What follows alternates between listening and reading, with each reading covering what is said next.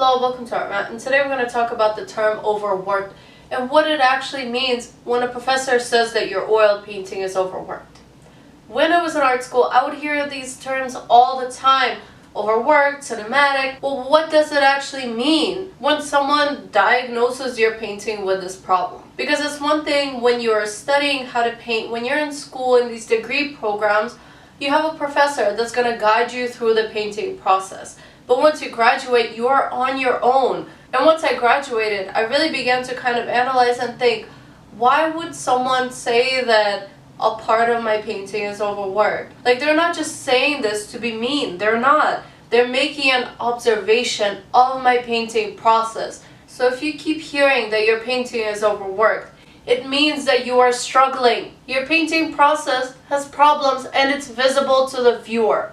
That's it. That's all. Okay, so how do we solve this overwork problem? And to explain this, we have to forget about oil painting for a second. And let's think about what the opposite of struggle is. And the opposite of struggle is the Olympics. We're all glued to the TV watching gymnastics, snowboarding. If we think of sports, we see another human just like us doing something that looks very complex, but they are doing it with ease.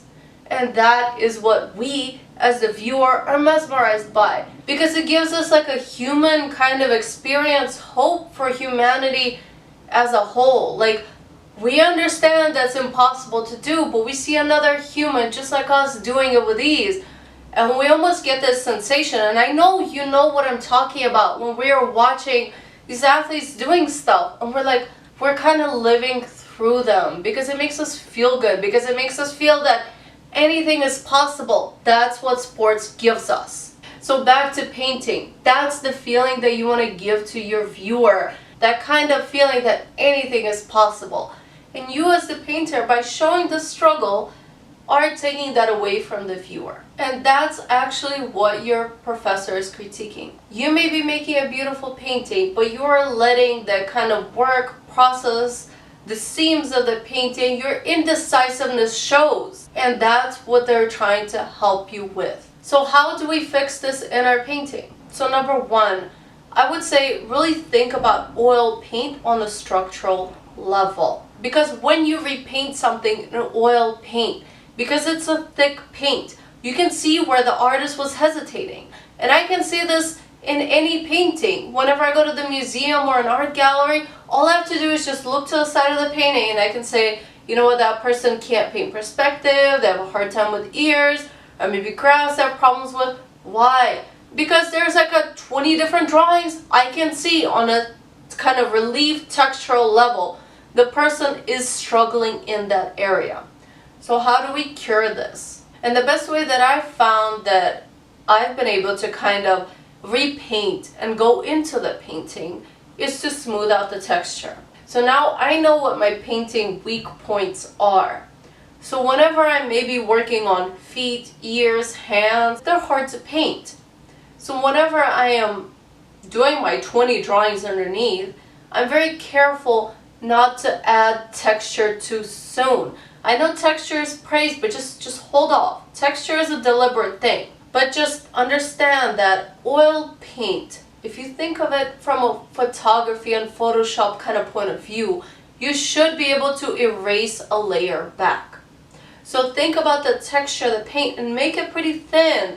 So personally, I don't add any texture to my paintings. I paint very thinly because I want to get the drawing right. I will add the sculptural relief element to the painting once I am done. And that allows me to rework different parts of the painting and to draw as much as I want. You really have complete freedom when it comes to oil paint because it's so opaque.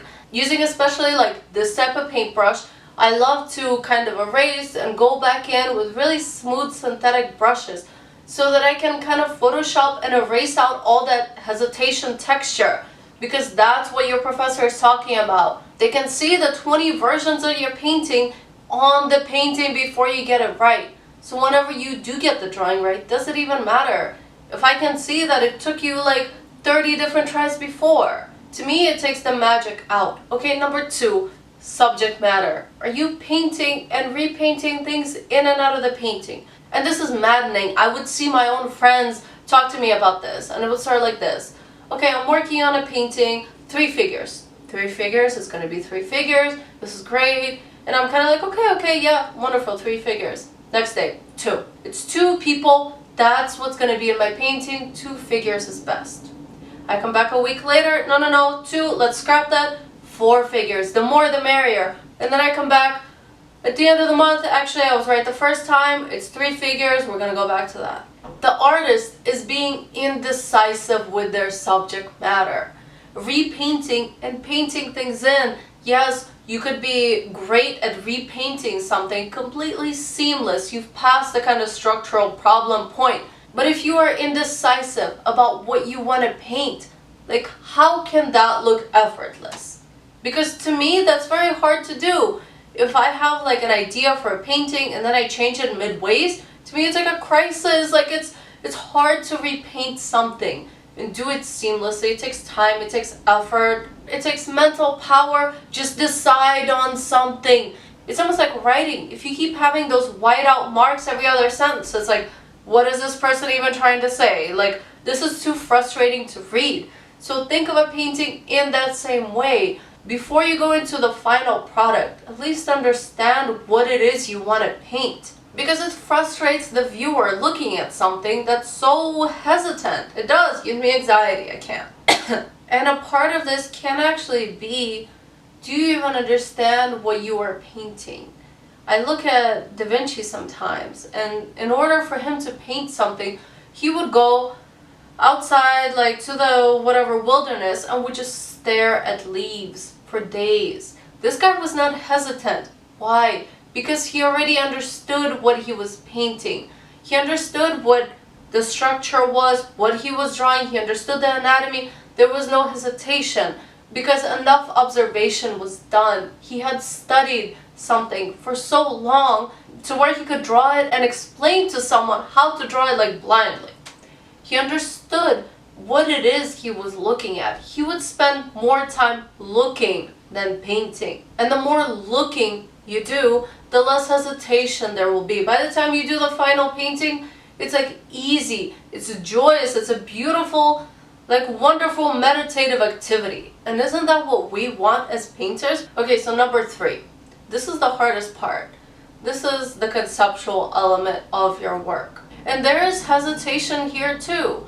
Some people will say, well, my painting is about maybe conservation, then the next day, no, I actually like plastic, and the day after that, no, I actually do abstraction, and then the day after that, well, I actually make movies. Once you mastered the technical part of oil painting, the imagery part, what it is you want to paint, you have to actually understand conceptually the message that you are trying to send to the viewer. So conceptually, understand. And I know this is conceptual art is very hard. It's like the ultimate level if it was a video game for oil paint. It's very hard.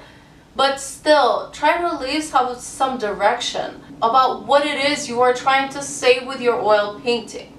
Because if you're hesitating between 2 concepts, it will be visible to the viewer. Because when we look at sports, we don't see athletes saying, you know what, one day I do swimming and then the day after that I do winter sports. We don't see that. It's a person that's studied a craft their whole life. They have dedicated themselves to something. There's no indecisive action there at all. They have decided to be a master in that one specific sport. So please conceptually decide on the road that you want to go on. And I'm not trying to limit the painter in this. You can do series. Maybe one day is about figures, then the next about figures and landscape, then the next one only with natural materials, figures there. Yeah, that's kind of like a lineage. But in that one painting that's in front of you right now, please make a decision of what you want to say. Because conceptually, a painting can be overworked too.